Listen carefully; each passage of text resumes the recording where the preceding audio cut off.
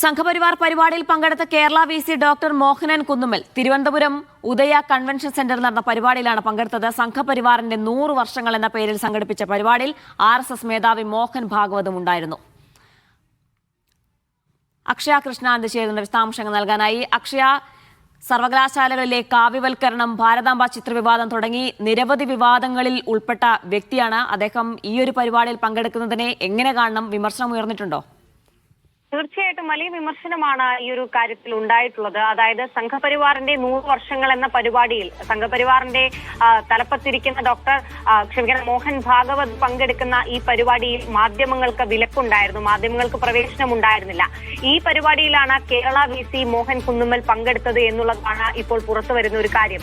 ഇതിൽ മറ്റൊരു VC കൂടെ പങ്കെടുത്തിട്ടുണ്ടായിരുന്നു എന്നുള്ളൊരു കാര്യം കൂടെ ഇപ്പോൾ പുറത്തു വരുന്നുണ്ട്. അത് ആരാണെന്നുള്ള കാര്യത്തിൽ വ്യക്തത നമുക്ക് വരുത്തേണ്ടതുണ്ട്.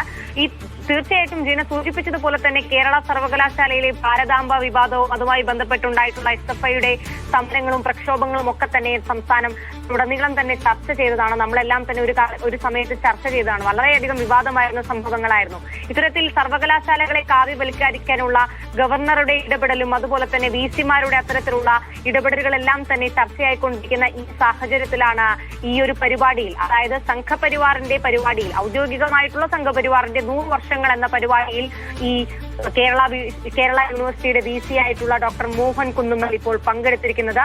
വലിയ വിമർശനങ്ങളാണ് എന്തായാലും ഇപ്പോൾ ഈ സംഭവത്തിൽ ഉയരുന്നത്. ശരി, അക്ഷയ കൃഷ്ണന്താണ് വിവരങ്ങൾ നൽകിയത്. മോഹൻ ഭാഗവത് കൂടി പങ്കെടുത്ത വേദിയിലാണ് അദ്ദേഹം പങ്കെടുത്തത്.